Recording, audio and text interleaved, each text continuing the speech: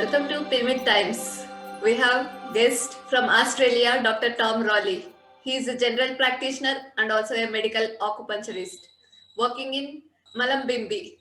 He is also a co-founder of bhaktiyatsu.com, the art of devotional bodywork.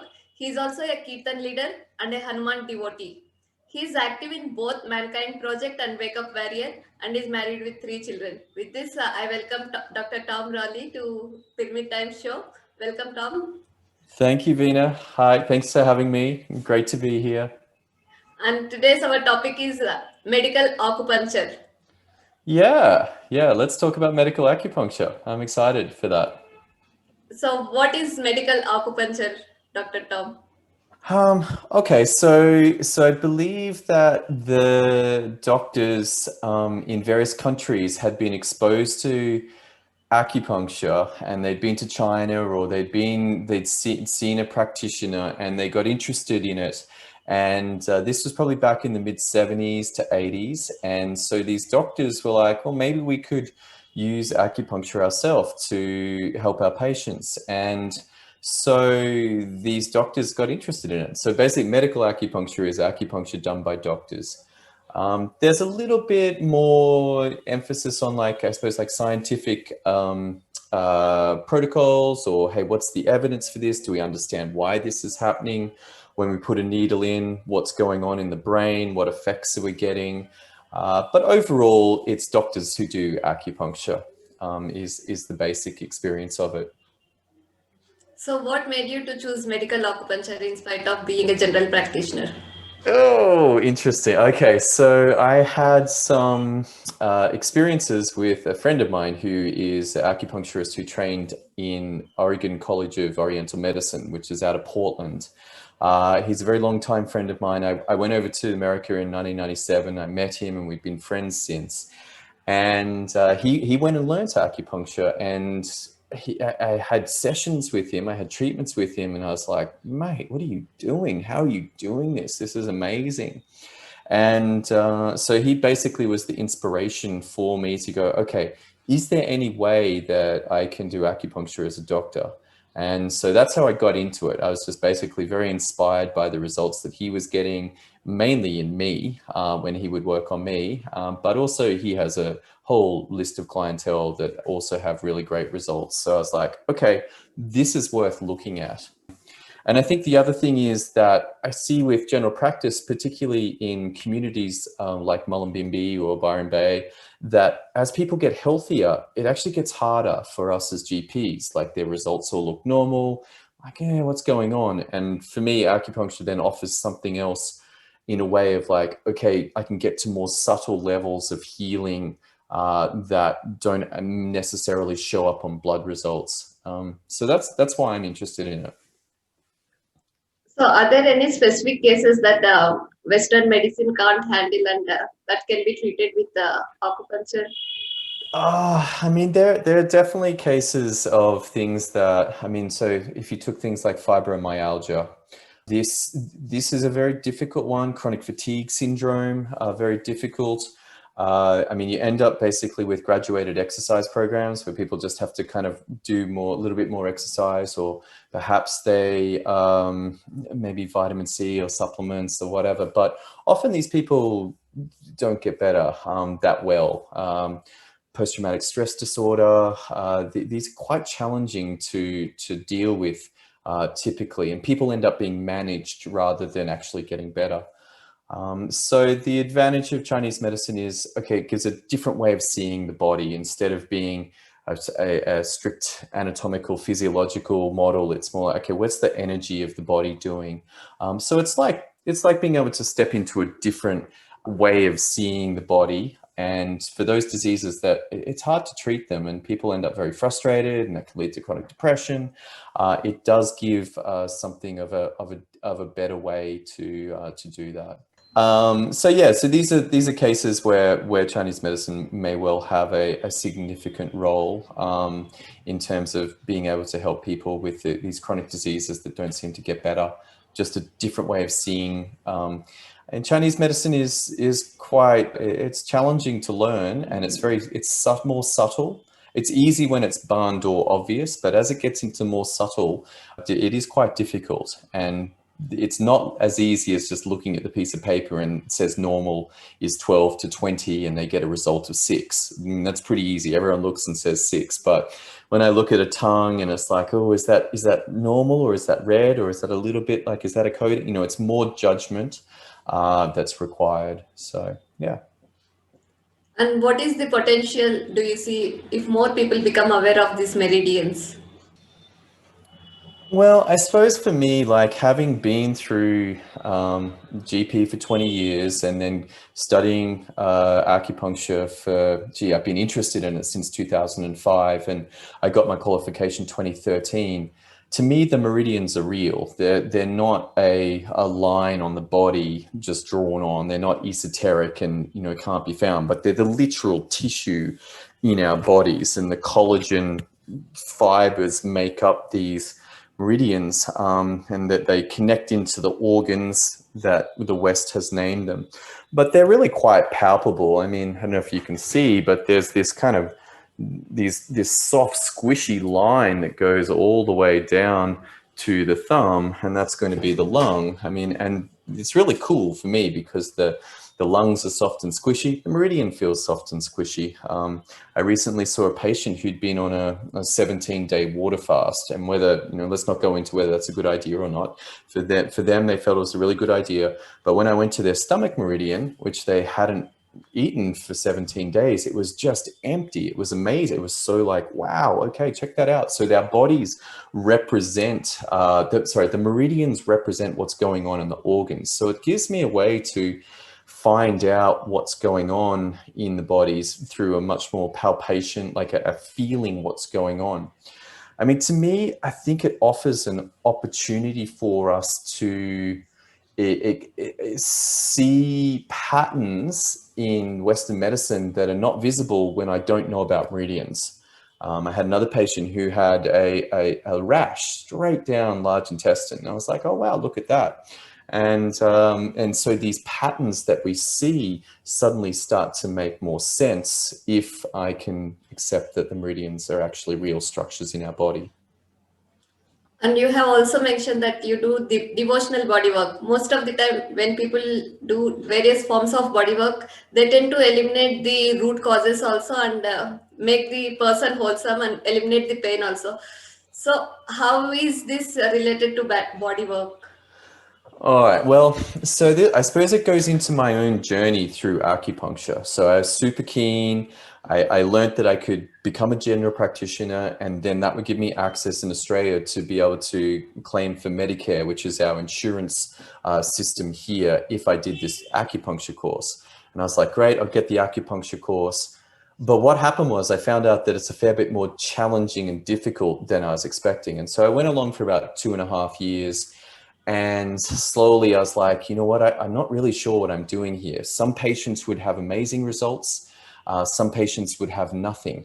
And I became quite despondent, I was just like, oh, this is not so good. I feel a bit incompetent here. And I started scaling right back down. And then I reflected on what my teacher, my friend, did. And he had two modalities. One was acupuncture, but the second was shiatsu. So particularly Zen shiatsu, which is a Japanese form of body work that again is meridian based. It uses the 12 meridians, and its theory is that one will be too strong and one will be too weak. So we're going to drop the one that's too strong and raise up the one that's too weak. But what my friend ran into, he moved to Maui in 2008 and met Ram Dass. So Ram Dass is a Neem Karoli Baba devotee, met Neem Karoli Baba, who's a saint from India. And my friend got to meet him and meet Ram Dass. Neem Karoli Baba died, I think, 1973. But that lineage of Bhakti Yoga, it's a Bhakti Yoga experience, which is devotional spirit, devotion to God, devotion to spirit, devotion to whatever this universe is. And then he basically combined the acupuncture, the shiatsu, and the bhakti together into bhakti atsu. So I finally got an opportunity. I mean, I got 3 kids over here. he would traditionally run this course over 8 weeks, and I could never get to Maui for 8 weeks. And finally, it's like, all right, let's do it condensed 5 days. So I go over there, and suddenly when I got the shiatsu, the acupuncture started to make more sense. Instead of just being points anatomically on the body, you know, oh, you go 2 inches down from the knee, and you look in the middle of the muscle. Suddenly, it was like, oh wow, look, there's this whole pathway of the stomach meridian running all the way down. And when I learned the shiatsu, suddenly I was like, oh wow, I can feel where the body's stuck. I can feel where to put the needle. And it no longer was like having to rely on the textbook definition, but rather it's like, okay, I know it's around here somewhere, and oh, there it is. Oh, there it is. Okay. And it suddenly became a lot more enjoyable. Things started to recognize, like I was like, oh, look, it's this person who's drinking a lot of alcohol, and they've got a rash right along the stomach where the heat from the alcohol is coming in. That makes no sense within GP. Why would they have a rash on their foot? But within knowing the meridians, I was like, oh, look, the stomach meridian is venting heat because of the alcohol going in. So it's really cool. So that's how the devotion came in. But basically, he had been trained, and then he got into Bhakti and he combined them. And what he found was that it's a methodology to open people up to God and to have, I mean, I've had several God experiences on the table, and it's actually replicatable. It's like, okay, wow, if you do this sequence, a lot of people will have an experience of interesting God experiences. It's like, oh wow, okay, this almost could be scientifically approached, where we'll put 100 people, do the protocol, and see what happens. But the underlying experience is that it is possible to give people contact with source or spirit or God or whatever the name is for this in their own bodies, using these techniques. That's so amazing that how you intuitively treat the people, and also you getting the God experience, and at the same time giving your clients also the connection to the source. That's a very powerful alignment, in fact. It's really cool because the Chinese medicine does have this aspect. It just got cut out when Mao came through, and they kicked a lot of the medical people out. But then they found they needed a way of treating people. So they just kept like the physical points. But there are books that exist that talk about the physical, the emotional, and the spiritual aspects of all of the acupoints. And this would typically be termed classical Chinese medicine. But I think he just tapped into it through the body work plus the Bhakti as well. Bhakti yoga is such a wonderful, I mean, it's very challenging, but it's a wonderful path through the heart. Yeah, I do see on your profile that you do Hanuman chanting and all. What made you to do that particular thing? Well, so as I left, I was in Ireland. I'd been a doctor in Ireland, and I had some friends there. And as we left, she handed me a CD, and that CD was called Door of Faith by Krishna Das. And I didn't know anything at this point. But basically, I played this CD, and I was just like, I don't know what this music is. It's amazing.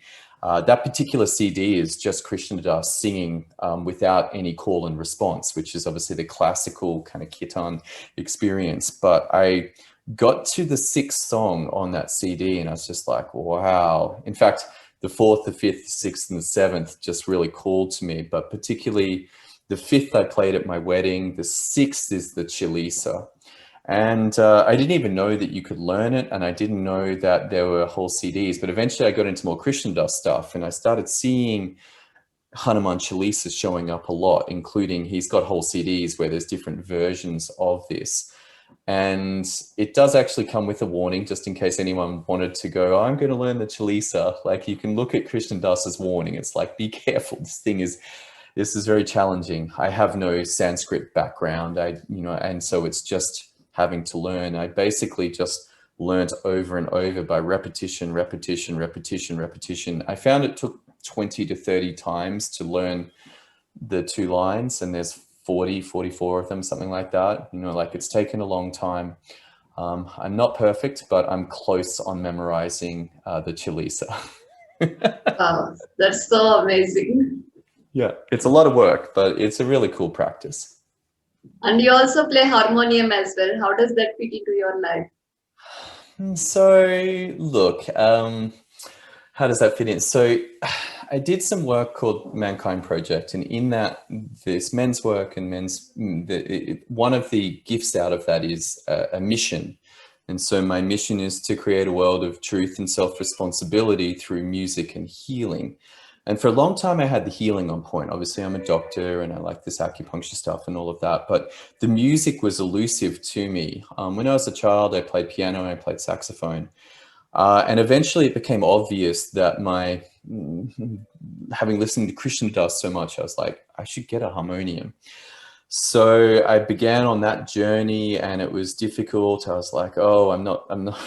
I had various teachers. And in the end, I became very desirous. I'm like, you know what? I just want to put on a kirtan. A friend of mine had suggested that it would be possible just to have she saw it in terms of a chi experience, of an energy experience, that we'd open up a portal through these chants that basically bringing in love. Let's call it that. This is pretty esoteric, but that was the desire. So I had to go from where I was, which was being able to play the chords, but not really knowing what I'm doing. And I found a new teacher, Seth Lieberman out of New York.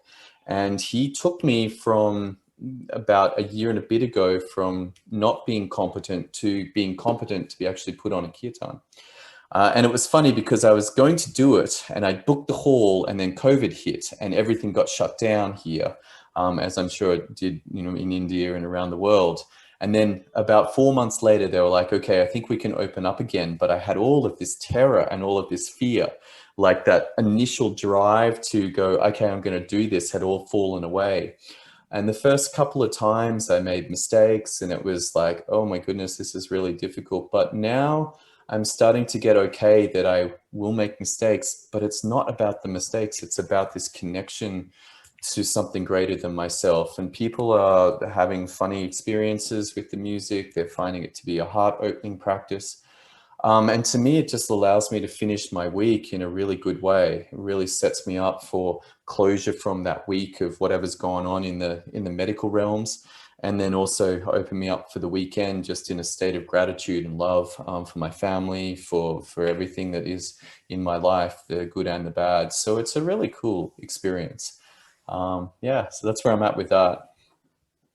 That's so amazing. Like music sometimes aids to get into meditation and deeper states of brainwave relaxation. Definitely.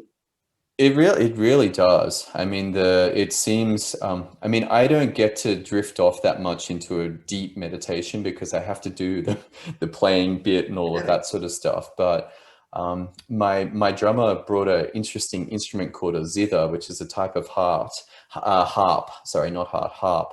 And he played that song and I got to drift off and just, it was for Durga and it was just profound. It was really, really cool. It definitely helps. The music helps go deep into the meditation for sure. Especially during this time, many of the doctors are looking into choose even alternative healing modalities also. Even in India, there are many people who does acupressure, acupuncture, and many other things. So, what is your message to them about acupuncture and Eastern medicine? Well, first of all, everything is part of it. Everything is God. So Western medicine is extremely valuable. I really don't believe that we need to throw the baby out with the bathwater.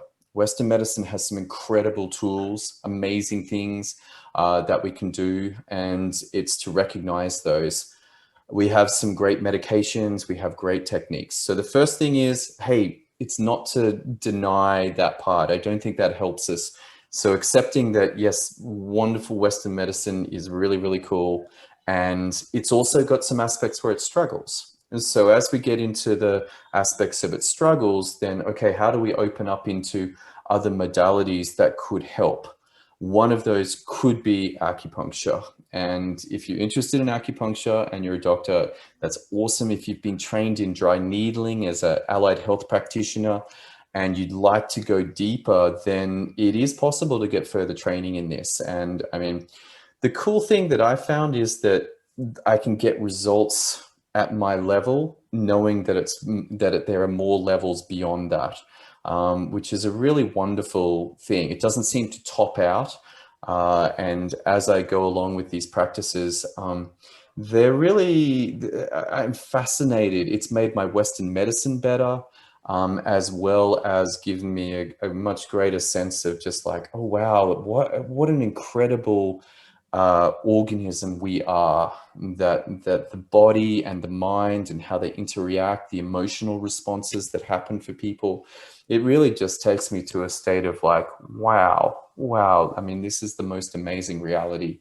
And for that, just dropping into the gratitude for the whole thing, it's really profound.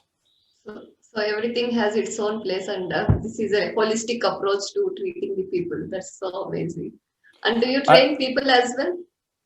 So I don't train people, but my teacher, his name is TJ Frank. So he's the creator of Bhakti Atsu. So he does indeed train people. And for my own journey, I mean, I got to a stage in acupuncture, and then, as I said, I was struggling. And then when I added in the shiatsu, it really made a difference. And I mean, he's a very skilled acupuncturist, 20 plus years of experience. He works out of Maui, but you can get more training there. If you're interested in that, then head over to bhaktiatsu.com and check him out. He also runs a free Qigong class on Instagram, and you can look that up. So TJ Frank Bhaktiatsu. I have no idea what the time conversion is, but it's on at 8 a.m. every week in Hawaii time. And so he teaches 5 or 6 different forms of Qigong, a turtle form, a crane form. These are really cool practices in themselves. And even if someone's not an acupuncturist or they're not interested in this, the Qigong forms don't need any special equipment. Particularly at these times of high stress and anxiety, Turtle Longevity Qigong first form is just such a wonderful, calming, grounding experience. You basically get to become a golden turtle and swim between 2 beautiful islands in the tropics. It's nice. It's very easy to learn, and it's super fun. So Instagram for TJ Frank Bhaktiatsu, otherwise bhaktiatsu.com for more training in acupuncture, shiatsu, and bhakti. Yeah, definitely listening to you, this space is so very expansive. I hope whoever tries to sing acupuncture, they can get in touch with you. All the links will be provided below this video. With this, I would like to thank Dr. Tom Rolley for his amazing time with us. Thank you so much. Thank you, Veena. Thank you so much for having me. Blessings to everyone. I'm just grateful. Thank you so much for having me. Subscribe to Pyramid Times for more awesome trainings, more awesome interviews with healers from around the world. Thanks so much for having me. I really appreciate you, Veena. And thank you to Pyramid Times for sharing the message at this very fascinating juncture in our planet. Correct. Thank you so much. Bye.